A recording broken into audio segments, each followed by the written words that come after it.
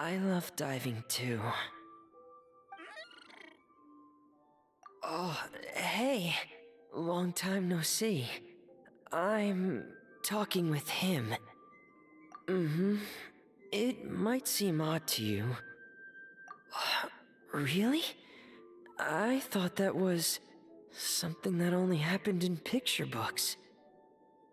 All right, then I'll share them with you. Oh, you want to hear them too?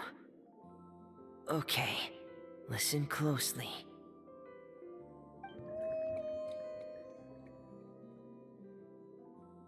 Legends speak of a time long, long ago, when there was a blubber beast who strayed from his family and friends, and lived all alone in the pitch-black depths of the sea.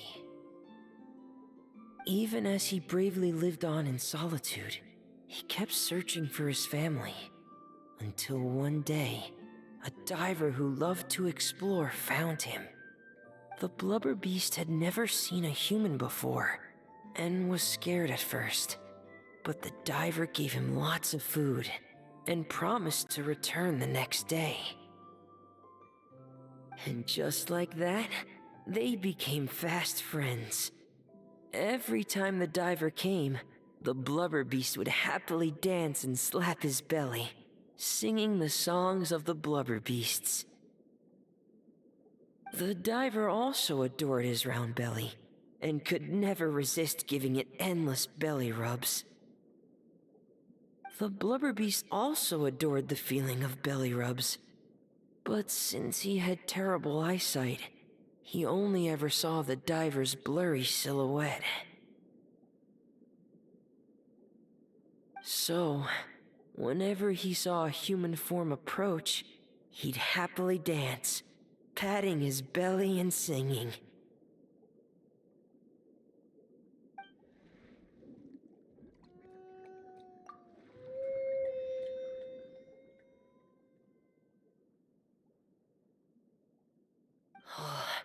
Good boy. Here, have some fish. I just caught them, so bon appetit. I wish that was where the story ended, but... one day, that diver stopped coming altogether. The blubber beast waited for a long, long time. Finally, he gathered the courage to go and look for the diver, swimming off in the direction the diver had swum off to, until he had finally reached the beach. And that's where the picture book I have ends. I don't know how the rest of the story goes. Our two friends might have...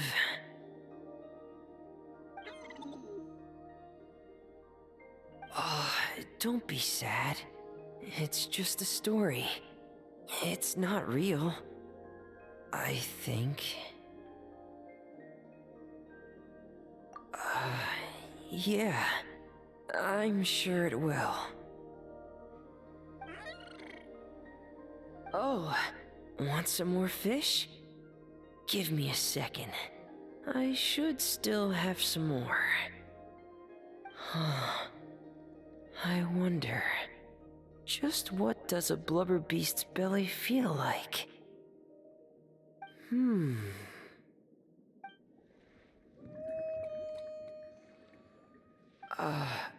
So... I guess I'll go for it then? Wow. This is really something. A world removed from petting Lynette's cat.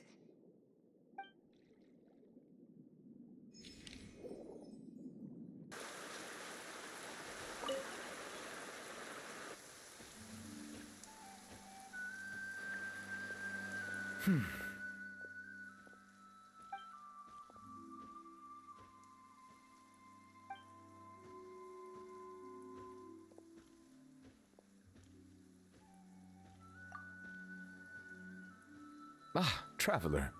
Hello to you as well. I am the same as always. Thank you for your concern. Yes, you noticed. The morning paper forecasted rain here at precisely this hour. In my experience, predictions of this nature are not entirely reliable. Yet today, the downpour arrived on schedule. A stroke of luck. Thank you. Though I do realize that standing in the rain is only my personal predilection and that most would find it odd.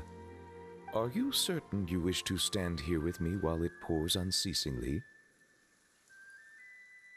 I see. Yes, I recently overheard a few Melusines complaining that the weather seemed to be conspiring against them. For instance, whenever they carry an umbrella with them, hardly a single cloud shows itself. Yet when they gamble on sunshine, a downpour awaits. Naturally, I know that there is no causal relationship at work, having personally tested the theory. And, well, put simply, it didn't hold water. Yet the fact you brought this up now makes me wonder. Perhaps today's rain arrived thanks to you.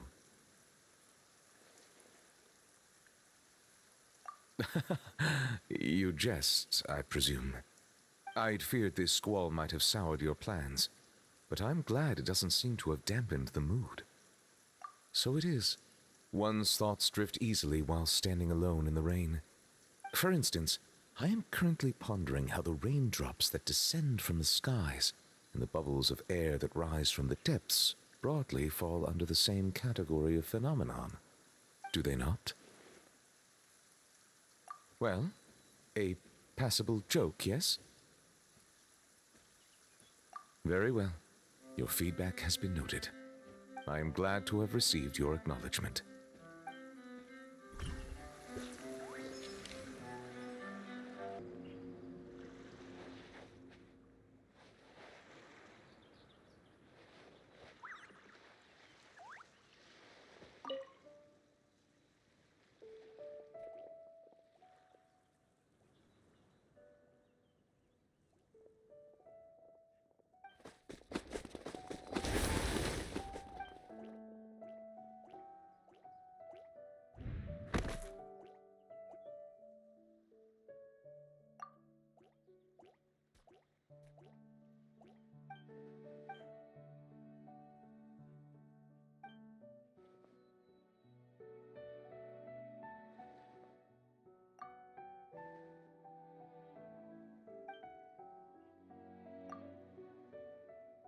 But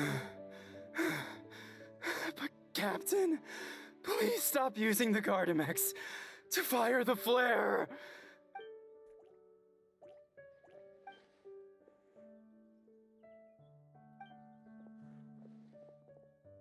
Captain, please have mercy.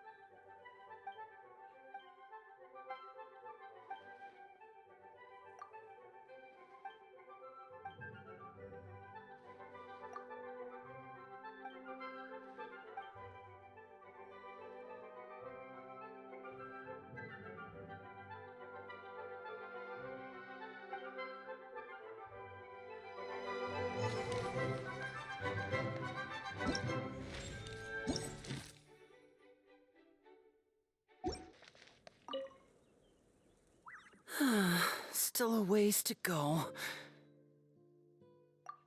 Traveler, I never imagined I'd run into you here. Seems I owe that Gus just now an apology. It blew my hat away, seemingly for no reason. But no sooner had I caught it that I ran into you. Yeah, there's a researcher I'm looking for. One who's also interested in magic. He said he'd like to talk shop with me. Word is that he's invented all kinds of fantastic devices that are perfect for some truly amazing tricks. For example, he once made a miniature thermos that he kept stuffed up his sleeve. All he had to do was twitch his finger to activate the mechanism, and voila! The ice within would slide down and out through his sleeve. The ice trick, one of his myriad magic tricks. Of course it counts. Just think about it. You're a poor office worker sweltering behind your desk. You want nothing more than to head out and buy an ice-cold Fanta to quench your thirst. But it's just way too hot. The Fanta machine's broken and only dispenses warm Fanta, and there's no ice anywhere in the office. Just as you totter on the edge of despair, the colleague beside you claps their hands, and a few ice cubes suddenly appear in your cup of Fanta. Just imagine, how would you feel? Now you get it. That's what he researches. Close-up magic for daily use. That's why I'm paying him a visit, too. I'd love to help him refine his close-quarters tricks and improve the impact of his close-up performances. After all, the most important part of magic is the performance, especially when you're up close and personal. Perform well and the audience will be spellbound. They'll think, I need to get closer. No, closer. I must see what surprises this magician's got in store for me. Here, this is for you, to commemorate our meeting today. Thanks for playing along. You truly are the best audience I could ask for. As long as you're beside me, I know even the thorny tricks will go off without a hitch. Uh-oh. Would you look at the time? I'd better not keep our man waiting. See you next time.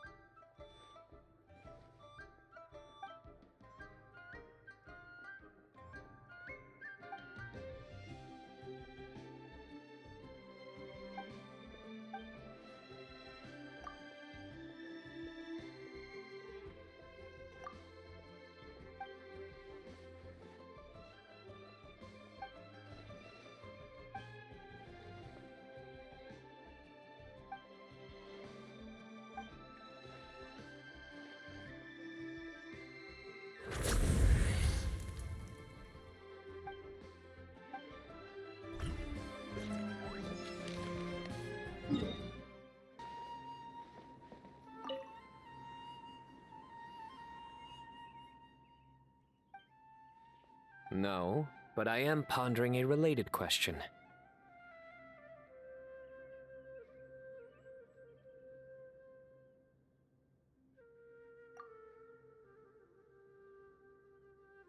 It's you, Traveler. That joke wasn't bad. Allow me to soak it in.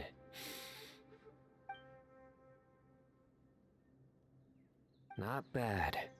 I like it.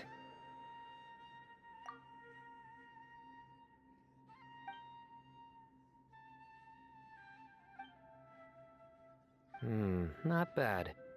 Still, it's a pity. I haven't found any Muse shrooms yet.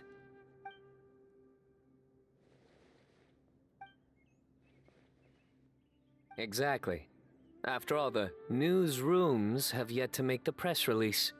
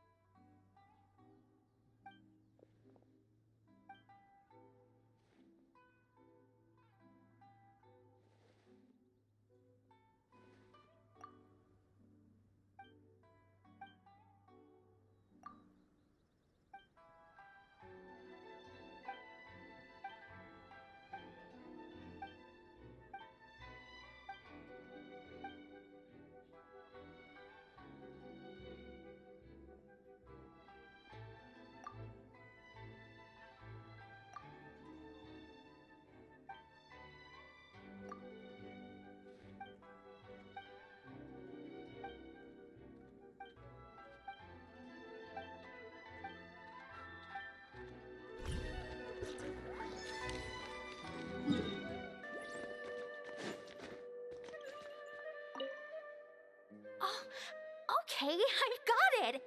Thank you, Kale. Understood. Thanks again, Kale.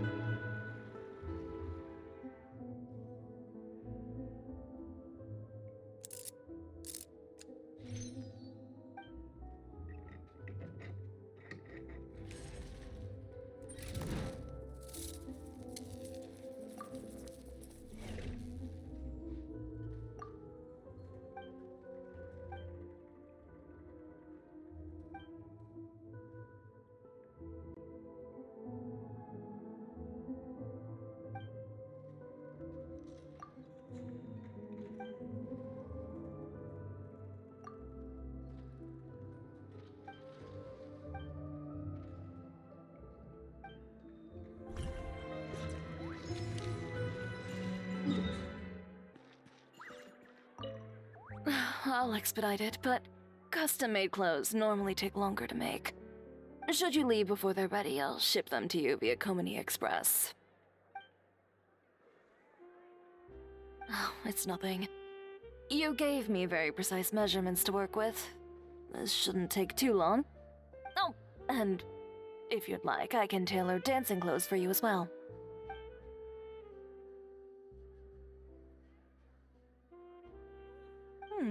Is that so?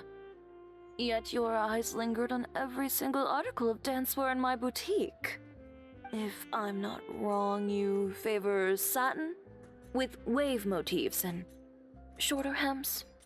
With ties on the wrists and sashes at the waist. I merely followed your gaze and made a few simple observations. So, how's about it? If you'd like your own outfit, now's the perfect time to have one made. Short on Mora.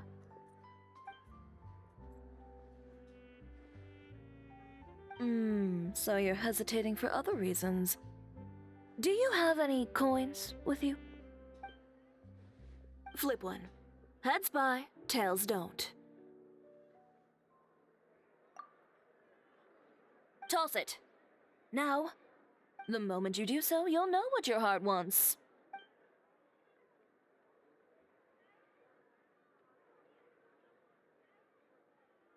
So, heads or tails? You needn't look. If right now part of you was whispering, please be heads, it's time for you to buy yourself a new outfit.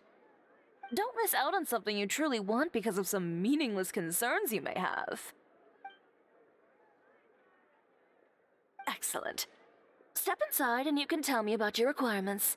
Over some tea, of course. Traveler, care to join us? We can take your measurements while we're at it. Suit yourself. Just drop by during our normal operating hours when you'd like to place an order. I trust you know when those are by now. Ms. Dia, this way, please.